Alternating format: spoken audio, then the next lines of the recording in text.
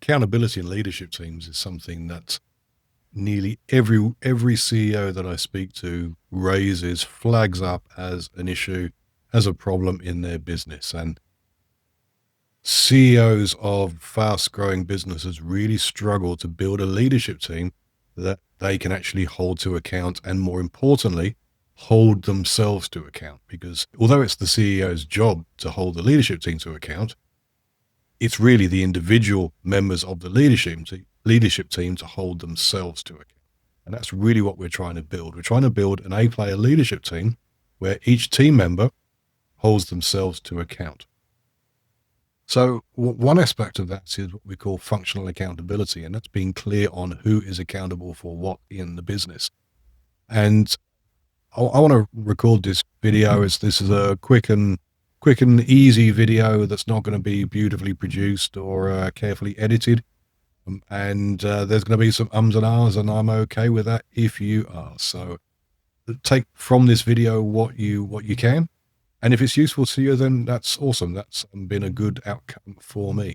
So I'm going to use a tool that we use with all of our clients. So this is Metronome software. So this is the Team Behavioral Accountability Platform.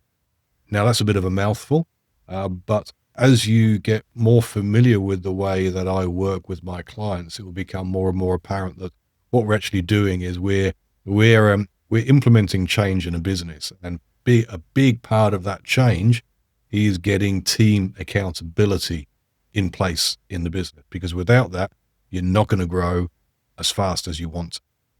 Absolutely critical. Having team accountability is pretty much the do not pass go.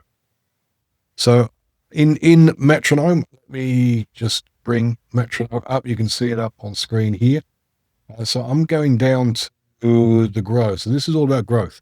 So if you don't have an accountable team, then, you're pretty much giving up any chances of growing fast. And by growing fast, I mean 20% plus per year, top line and bottom line. We want to compound growth over time, top and bottom line. So this is a very, very simple part of Metronome. So how does this work? Okay, so we have the functions down here. So head of company, marketing, sales, operations, manufacturing, development, finance, treasury, people, IT. Now, in Australia, we don't generally separate treasury and finance, so I'm just going to delete this one. This is not relevant to where I am, and I'm going to make stuff up here. So just go along with what I'm trying to explain here. So head of company, well, that's normally the CEO, the general manager, the managing director, whatever you call the person who ultimately makes the call at the top of the business. So we're going to say Bob. And I'd normally do this with a leadership team. I would build this out dynamically, and I'd ask the question, okay, who is accountable for this function? First of all, I've checked that the functions all on the left-hand side are right. And if they're not, then I'll change the names. I'll use the language that's used in the business. And if there's a missing function, I'll add that in. Maybe they want legal in here. Maybe they want... They call it people and culture. So, we're going to say, okay, well, people and culture, I'm fine with that. For me, people are the culture. So the second word is a little bit redundant, but I know a lot of companies call it people and culture. But let's change it to that. So I'm okay with it. Operations, manufacturing.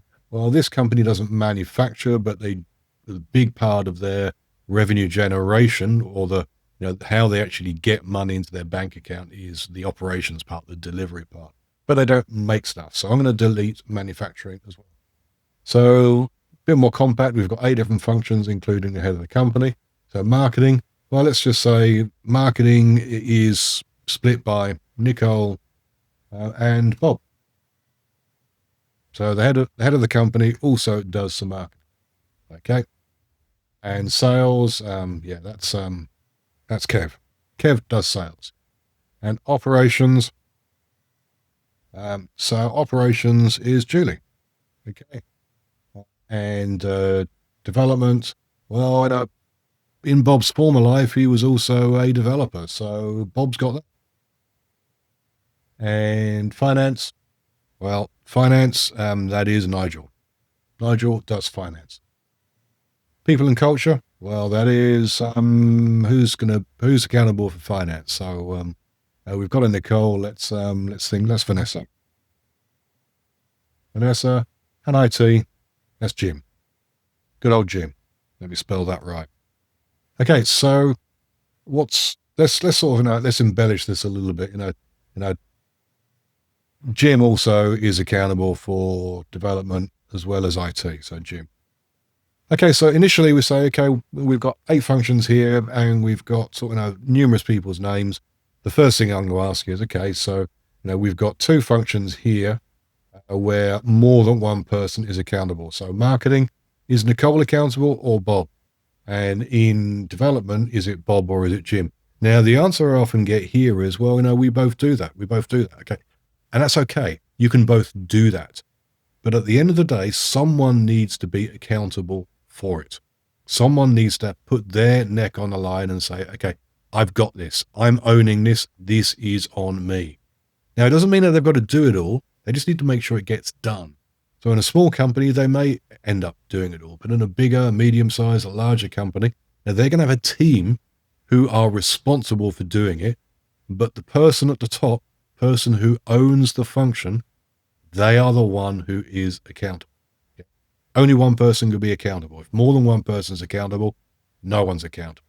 When someone says, well, how's marketing going? Nicole and Bob look at each other and say, well, how's marketing going? And you never get a clear answer.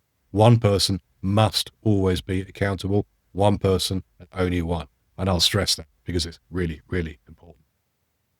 Okay, so Bob says, well, I love marketing. That's Nicole's saying, yeah, and you keep on getting in the way. You keep on stepping over your boundary, and you keep on interfering with what we're doing, and the team don't like it. If you want to take marketing, that's great, but then I'm out of here. If you want me to take marketing, you got to step out. And by stepping out, you're going to have more time to actually work on the business and focus on what you need to be doing as a CEO. So Bob says, okay, I'll try. I'll try really, really hard to keep out of your way. You've got marketing, so I will check in with you and I will hold you to account for the outcomes that marketing needs to be delivering. And Nicole says, awesome. I love that. This is going to work. So, okay, we've got some clarity now. Only one person is accountable for marketing. Okay, now let's look. Bob and Jim. Well, Jim's accountable for IT, and he pretty much runs the development team. But Bob used to be a developer before he was a CEO. So, same conversation happens. Who is actually accountable? And Jim says, look, I've got this, Bob. Yeah, you need to get back in your lane. You need to focus on running your business. I've got development. Now, we're still going to call on you because of your expertise and because of your experience, but ultimately, I'm accountable. Are you good with it? And Bob reluctantly says, yeah, okay. I'll stay in my lane. Yeah, you've got this now. I trust you. You know your stuff here. I just love getting involved. So I will get involved and I will do stuff, but ultimately you're accountable. Okay, awesome.